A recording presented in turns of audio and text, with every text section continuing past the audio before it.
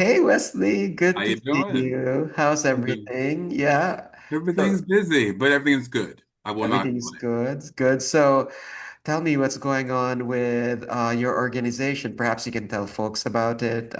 Yeah.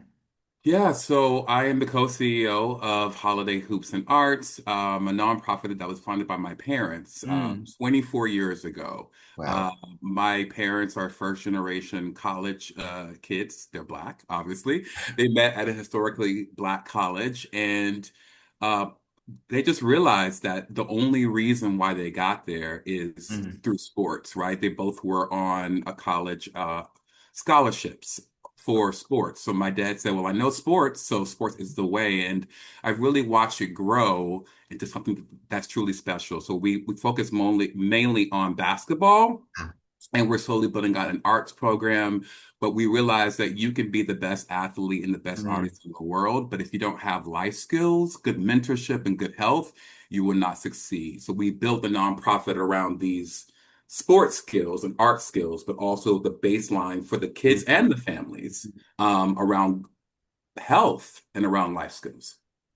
Well, actually, I never asked you before. Are you into sports or are you into arts or are you into So both? I grew up in a sports family. So yeah, I played them all. I played basketball. I played football. I was no good, but I could actually jump. I was a good Okay. dunker, and I could really move. So actually, it was dance. I was the artist in the Oh. family. So I did musical theater. I sang, danced, and I Mhm, acted. So I'm the only one that. Well, my sister, she also used to mhm, be a rapper, but now she's a coach and my co-CEO, Faye. mhm. And how old is your organization? 24 years, Oh, and we're moving yes. into our 25th season anniversary. So we're in that silent phase right now and got a lot of great plans coming our way for the 25, big 25.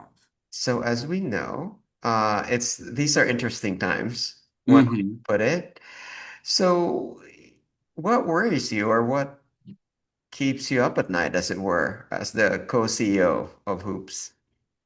Well, I'm seeing a lot online, and I'm also sensing and feeling a lot that donors in particular are distracted. I think a lot of people want to support, like your board, your usual funders, grant funders, everybody, volunteers want to be a part, but there's so much happening that I think the focus of support is very scattered because Mm, listen, there are hard times, right? right, For people, for organizations, for the government, right. for all sectors. So I Mhm, think the focus and the worry that we will still be relevant and that our mhm, mission is still relevant and that these mhm. kids still need support, Yeah. people don't that's what keeps me up at night, that Mm, people aren't seeing that this is a real thing. Like we have an mm, opportunity to change a child's life who could mhm. be a future president, Right. future producer, a Mhm, future basketball star, right? mhm, Like, so that's what worries me, that people aren't focused on the mm. mission and support. Now, does your organization receive any support from the government, whether it's state No, or federal? No. Okay, so no. We yeah. have applied for a couple of local Hmm. grants, uh, local city, like city council Okay. level grants, Mm. but no state funding, no federal funding yet. Yeah. Yet. Interesting. So you're not concerned about at least, where the current policies of the federal government and, that does follow through, and you are in Florida. I mean, the organization is in Yeah. Florida. So what Yeah. are your thoughts on that? Yeah, I think it's tough because, where I grew up in Florida, where I came from, obviously, I just mentioned that we are Black and we serve, I think Mm, about mhm. 60% of Okay. our kids and families are from marginalized communities. So, you say DEI, you say community, Hmm. it's the same thing, like diverse Right. populations. So when I think about what's happening in the state of Florida, obviously it concerns me.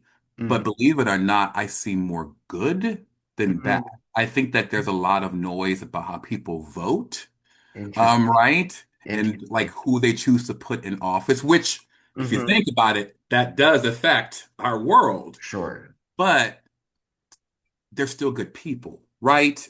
They're Mm, still trying to do good. So again, whether you're saying mm, inclusion, whether you're saying community, diversity, equity, mm, justice, mm-hmm, I see people doing the work, and I'm actually seeing mm, um, the grant, at least the local grant, or like mm. the corporate grant landscape, not being that different. Like they still Okay. want to help to serve underserved populations.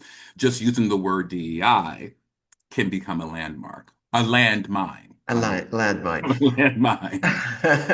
So you mentioned corporate support. So you do have it. And We do get corporate support. so, and you haven't seen any backtracking. So, I mean, I think I can share these because they have been posted mm, publicly, but we've received support, thankfully, from the Wawa Foundation, from okay. Publix Charities, and Allstate Foundation for about 2 or 3 years. So I there, got you. again, there Yeah. is corporate support, Right. but whether or not we're talking about Mm, certain words versus like we're just trying to help these kids be better, like be well and like mm. into college, um, is is what we're focused on. You know what I mean? I think I do. And I think you're offering a possible approach, right, to this whole DI conversation and what to do. Because in a way, from my understanding of your organization and where it is, it really is about serving kids who just happen to be majority Yeah, Black. yeah. So, Latino or Asian or right, right. right, right, right. So it's about low income children. It's not necessarily, you know, that that's good. Yeah, That's good. yeah. Now you mentioned, And I just want to be like, I want to say for the sure. record, what I love about this Mm, organization is that you have a whole mix. mm, Not all of our children are low income. There are some okay. parents that are, have affluence. There are Yeah. some that come from broken homes. There's some that actually have a bunch of kids. Some only have one kids, have two Mm, moms, one dad, like whatever, a grandmother. And I love that because intrinsically what you're doing is you're creating these multifaceted mm, units right. and in both informal and formal pathways Mm, to mentorship, right? yeah, So it's yeah. like one family helping multitude of families, and that multiplying effect Mm. is really what it's about. No, that totally makes sense. That totally makes sense. You said something that jumped out to me, right? That, and I think it's a fact. I totally agree with you that, most people are good, and I really believe this country, a vast majority of folks want to do what's right, wants to give back, and I really think that's a vast majority in the middle, but we're not talking, right? Right. So Polarization. exactly. So. What are your thoughts on that? How can we get those of us who are really in the middle, really, I think to be heard, because we hear a lot from both ends, right? Left or right, the loudest. But Yeah. then I really believe a vast majority of Americans are in this middle. Yeah. This is really interesting because I was talking to my life coach about this, Mm-hmm. and I was also talking to a friend, and I think what happens is, again, back to the day and age of like AI and Right. social media, there is so much noise Mm-hmm. that and people are distracted, short attention spans, that people have so much coming at them that no one is listening to each other. I Mm-hmm. think the truth really lies in just being quiet. Mm-hmm. Mm-hmm. Just stopping. Just stopping for a second, thinking before you Mm-hmm. speak, listening, and more empathy. If we had more times, it's almost kind of like Mm-hmm. the good thing about social media is that you hear something instantaneously. The bad part is that you can say whatever you want with no repercussions. Right. You know, for Yeah. the Yeah. most part, right? Right. People can kind of hide behind their words. I think getting together in person, now listen, Mm.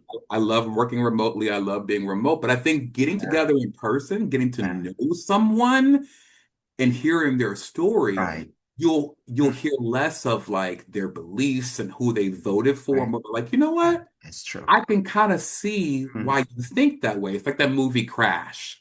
Mm. I'll never forget it because Mm. I found myself literally crying with Mm, about the racist and their mm. story and why and how they became racist. And I think more stories like that need to be told to understand the background and how we got to this place. I like what you're saying about taking a pause for all of us, right? Even for our own mental health and sanity, to take a pause from all this immediate Literally. 24/7 barrage. Mhm. But one thing I totally agree, because aside from that too, you were mentioning about people posting or uploading and saying things without accountability. But also, Mhm. I think the temptation is on social media is to respond right away. That's Yes, part of the pausing, without right? thought. Without Yes. thought, without thought. Yeah, yeah. That's interesting. And I guess that goes back to the experience of your organization, because it is place-based. It is in a community, and Yeah. where people do see each other, and in a way, I don't want to say forced, but people, yeah, are together, right? The Yes. situation, you learn Yes. to know each other. It's very heterogeneous, right? Like you Uh, have to like because that's the point. I think it's a it's a small sample of how the world works. right. Like you're throwing these kids together from multiple backgrounds. Mm, We're literally teaching them to how to be a team. mm, What if we all learned how to be a team? mm, mm. Right? Okay. Like we have to work together because the goal is Yeah. to win or at Right. least try to win together. You know, Mm-hmm. sports is not a solo. I mean, I guess there are some solo sports, but for the most part, sports Right. and even dance, right? Like no one watches a ballet just for a soloist, and no soloist Mm, can dance for a full hour. You have to have a company, right. right? Coming together. So I feel like that these things that we're teaching them is about Mm, how to work together and how to mm. play, to literally play together in the same world, same environment. Well, this is a great segue to my last question, and I think we know the answer. What gives you, what gives you hope for not only your organization, our entire sector, but really, yeah, our world? I think you and so many other professors taught Mm, me this. hmm. I think I came in with the feeling, but through research, through papers, through projects, I think when I think about the historical context of why the sector was created, Hmm. right? Nonprofits exist because the government can't do it all, Hmm. and corporations, for profits can't do it all.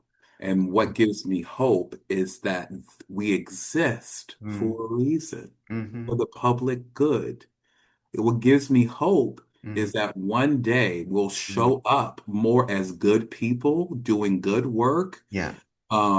in a way that is altruistic, in a Mm, way that really causes people to hope. I yeah. mean, why else do we have a vision statement? Like I'm literally working with the board Mm. now and looking at Right. our mission and vision again. Mm, Nonprofits are so unique that we have a vision statement, right. right?